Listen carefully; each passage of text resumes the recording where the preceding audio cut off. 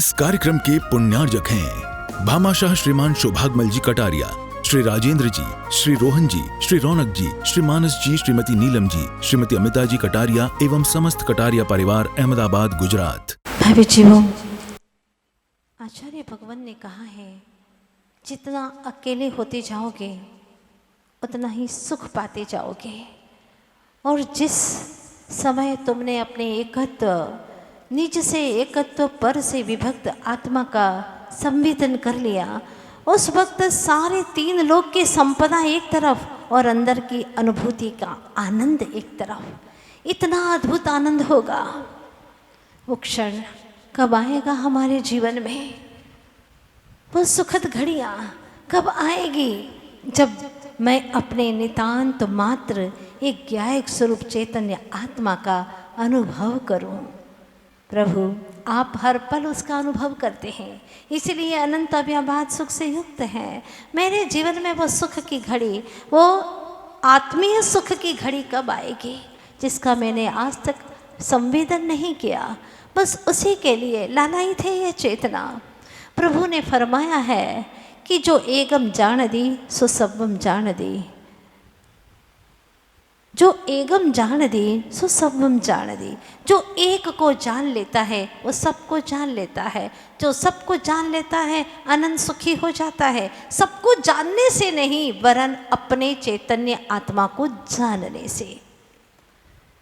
आप कहेंगे जानते तो हम भी हैं, और हम तो इतना जानते हैं कि हम कौन हैं, कहाँ रहते हैं, हमारा परिवार कितना बड़ा है, कौन क्या करता है, उनके बच्चों का क्या नाम है, उनके भी बच्चों का क्या नाम है, किसके घर में क्या चल रहा है, सास बहू की क्या आपत्तियां हैं, सब हमसे पूछ लो और नॉन स्टॉप बता देंगे। 24 घंटे कम पड़ेंगे, कई दिनों तक हम बखान कर सकते हैं, इतिहास पढ़ सकते हैं घर घर का, हमको हिस्ट्री मालूम है।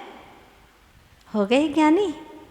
इतना सारा ज्ञान रखते हो दुनिया का, हो गए ज्ञानी? नहीं नहीं नहीं। दुनिया की बातें करे, दुनिया को जाने और खुद को न जाने तो ज्ञानी कैसा? जो जानन हारा है उसे तो जाने नहीं, और जो पौद्गलिक है सारा, ये जो दिखाई देता है आँखों से, उसका अगर परिचय पा ले तो उसको ज्ञानी नहीं कहते। जो एगम जान दी, जो एक को जान लेता है वो सबको जान लेता है। ऐसी क्या विशेषता है जिसने अपनी आत्मा को जान लिया, उसको सारा विश्व, लोक अलोक, चराचर ज्ञान में झलकने लगता है। निश्चय से नियमसार ग्रंथराज में कुंद कुंद स्वामी फरमाते हैं कि निश्चय से आत्मा आत्मज्ञ है, आत्मा को जानने वाला है, व्यवहार से सर्वज्ञ है। व्यवहार से कहने में आता है कि आत्मा सबको जानता है। आप लोग भी कई बार बोलते हैं ना, सब जानते हैं हम, बोलते हो ना, गुस्से में आकर के, कषायों में जब भी कुछ अपने भीतर में मान कषाय जागृत होती है तो कहते हैं सब जानते हैं, हमें सब पता है।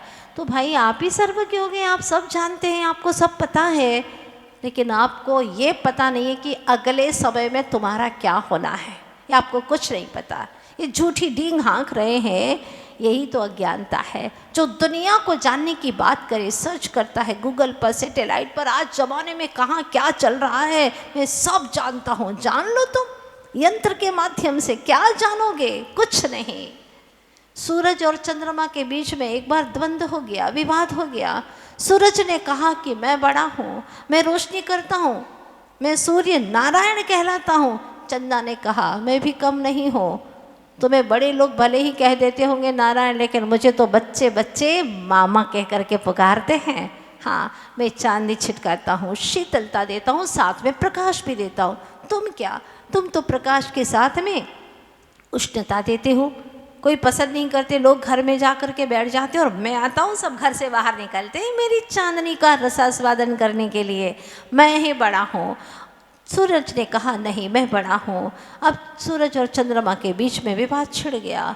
एक छोटा सा दीपक आया, उसने कहा कि तुम कहाँ से बड़े? सूरज चंद्रमा सब बाहर ही बाहर में प्रकाश करते हैं, घर के भीतर का प्रकाश चाहिए तो कोई दिया जलाने की आवश्यकता होती है। पहले का समय था, लोग दिया जलाते थे। सूरज और चंद्रमा ये सब बाहर की बातें हैं। घर के अंदर जब द्वार बंद हो गए, सुरक्षा कैसे करेंगे? द्वार बंद करना भी ज़रूरी है, कोई घर में घुस सकता है। इसीलिए घर में प्रकाश चाहिए। तो एक मैं छोटा सा दीपक हूँ, लेकिन तुम दोनों की हैसियत से मेरी हैसियत बहुत बड़ी है। मैं घर में प्रकाश करता हूँ। इतने में ही दीपक ने कहा कि मैं बड़ा हूँ, मैं बड़ा हूँ, मैं बड़ा हूँ। सूरज चंद्रमा चुप बैठ गए।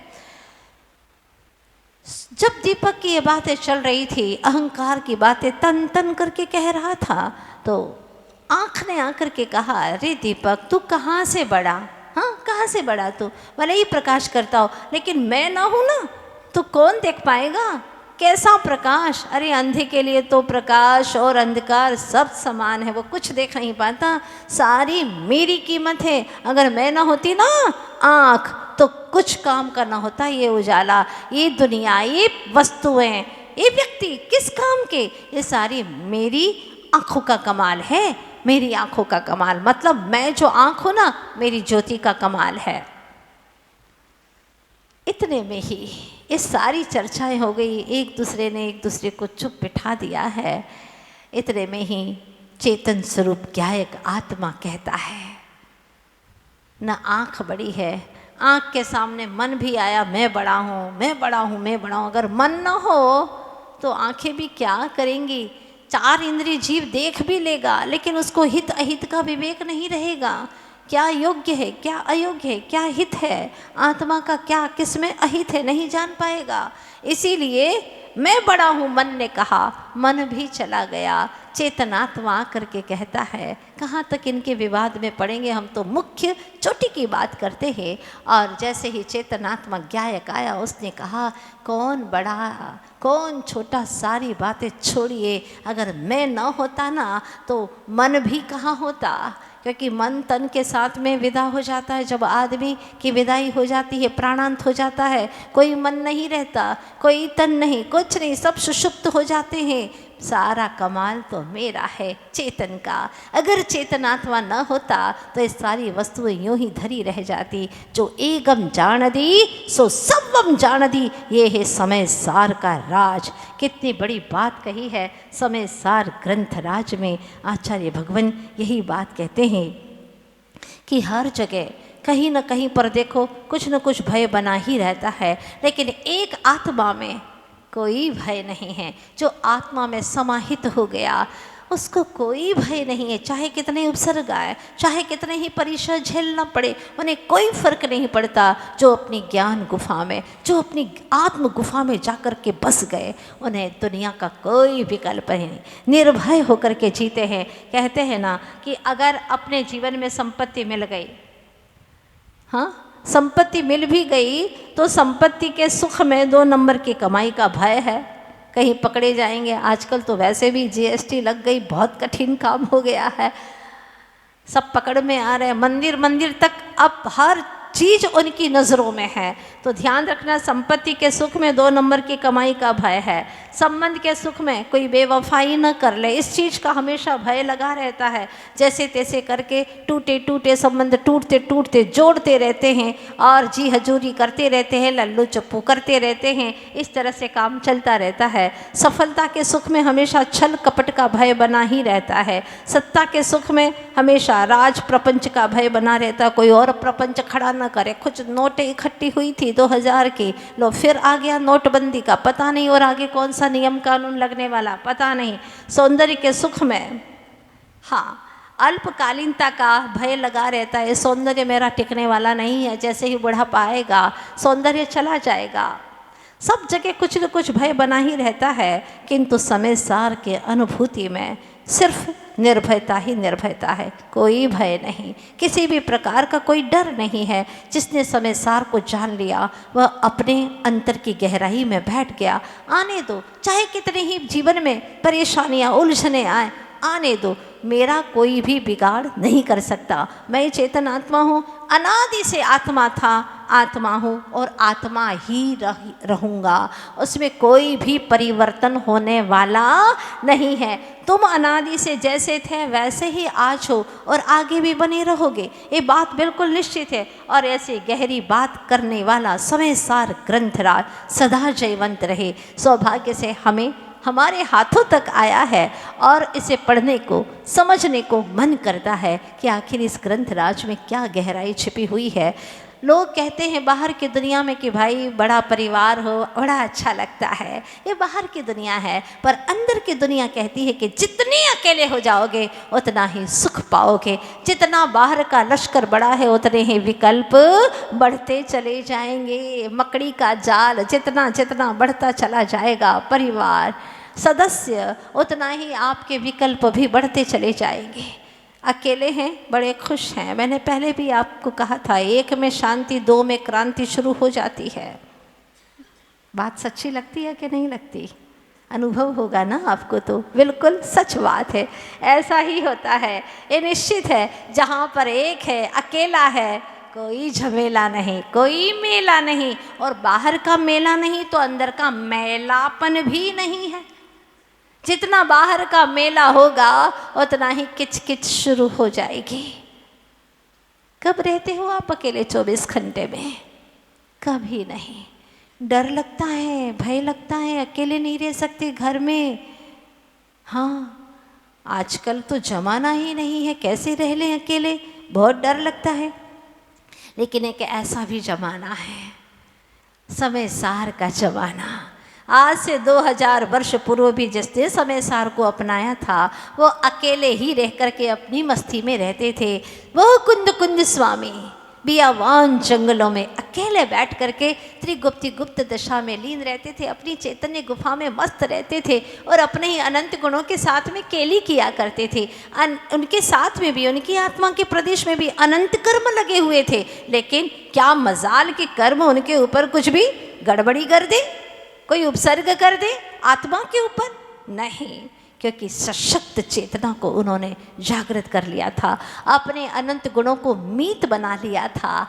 ऐसे आनंद से रहते थे, जंगलों में रह कर के भी परमानंद में जीते थे। और तुम मंगलमय वातावरण में भी दंगल मचाया करते हो, चैन से जी नहीं पाते और भविष्य की विकल्प बनी रहती। पता नहीं आज बहुत ज़्यादा सुख आ गया, फिर बाद में विकल्प ना आ जाए। मैंने तो अपने जीवन में ऐसा ही अनुभव किया है, जब भी मैं ज़्यादा सुखी रहता हूँ तो धड़ाम से, धड़ल्ले से ऐसे कर्म उदय में आते हैं, बहुत मुश्किल होता है। इसलिए भैया सुख में ज़्यादा हंसना नहीं। हाँ, ऐसे भी लोग कहते हैं, मतलब खुल करके जी ही नहीं पाते, सुख के क्षणों में भी जी नहीं पाते। ऐसी सोच उन्होंने बना रखी है। लेकिन जो समय सार के अनुभवी आत्मा है, पाठी नहीं, अनुभवी आत्मा, जिन्होंने समय सार का आत्मिक सार भवन कर लिया है, वे दुनिया की इन विकल्पों में नहीं जीते, अपने अंतर जगत में समाते हैं। वास्तव में अंदर कोई दुख नहीं है, कोई पीड़ा नहीं, कोई समस्या नहीं, क्योंकि मेरे जो अनंत गुण थे, अनंत काल से, अनादि से, वो आज भी हैं। मेरे एक भी गुण को चुराने वाला कोई माई का लाल पैदा हुआ ही नहीं है, और न ही कोई इस धरती पर पैदा होगा जो मेरे अनंत गुणों में से एक गुण, आधा गुण, इतना सा रत्ती भर भी कोई गुण चुरा सके। गुण तो अखंड ही हुआ करते हैं। हाँ, आवरण कर सकते हैं कर्म उसके ऊपर, वो भी जब मेरा पुरुषार्थ धीमा पड़े और कर्म हावी हो जाए तो मुझ पर उपसर्ग कर सकते हैं। अगर मेरा उपादान जागृत रहा तो क्या मजाल कि कर्म मुझ पर उपसर्ग कर ले? नहीं। धन्य है ऐसे महामुनीश्वर जिन्होंने अपनी चैतन्य गुफा में बैठ करके अनेकों उपसर्ग आते रहे, बाहर में शरीर जलता रहा। ओ हो, 5 पांडवों को देखो, बाहर में शरीर के ऊपर गरम गरम तपे हुए आभूषण पहना दिए, लोहे के कड़े गले में, हाथ में, पैरों में, कमर में पहना रहे हैं, शरीर जल रहा है। मज़ा आ रहा है उपसर्ग करने वाले को, लग रहा है कि मैं कितना अच्छा काम कर रहा हूँ, अब मज़ा आएगा जब वो चिल्लाएंगे। लेकिन कर्म चिल्ला पड़े, वे नहीं, कर्म चिल्ला पड़े कि हमें निकाल दो यहाँ से, हम नहीं रह सकते। क्योंकि वह महामुनीश्वर 5 पांडव ध्यानस्थ हो गए, लीन हो गए। उन्हें ज्ञात था कि शरीर जल सकता है, लेकिन मैं कभी भी जल नहीं सकता। क्या विश्वास, और इस विश्वास की अनुभूति भीतर ही भीतर में चल रही है। इस विश्वास के बल पर कर्म निकलने लगे। शरीर जैसे जैसे जलने लगा, कर्म भी जल करके खाक होने लगे भेद ज्ञान के बल पर, और चैतन्य आत्मा निखर उठी अरहत अवस्था के रूप में परिवर्तित हो गया अरहंत अवस्था का प्रकटन। धन्य है। वास्तव में जिंदगी जीने की कला तो यही है, बिना भेद ज्ञान के, बिना तत्व ज्ञान के जीवन जीने की कला आ ही नहीं सकती। एक तरफ सारी सेना खड़ी है, दूसरी तरफ श्री कृष्ण जी अकेले हैं। पूछना चाहते हैं कौरव से भी और पांडव से भी, क्या चाहिए तुम्हें? पूरी सेना चाहिए कि मैं अकेला हूँ और वो भी निशस्त्र हूँ, हथियार के बिना हूँ? क्या चाहिए तुम्हें? पहले किससे पूछूं? कौरवों से ही पूछना पड़ेगा, नहीं तो फिर वो कह देंगे पहले इनसे क्यों पूछा, उन्हीं से पूछ लो। अज्ञानवती है अभी, हाँ अभी अज्ञानवती है, कुछ भी कर सकते हैं। आचार्य भगवान कहते हैं ना कि न श्री यानी धन, न श्री भटकाती है न बिचारी श्रीमती भटकाती है। कभी दोष मत देना इनको। न श्री भटकाती है न श्रीमती भटकाती है तो हमारी अज्ञान मति ही भटकाती है। हमारी अज्ञान जो मति है ना वही भटकाती है। न कोई श्री धन दौलत भटकाते हैं। खूब धन है, 6 खंड का राज्य है, लेकिन 6 खंड का राज्य छोड़ करके मुनि बन गए।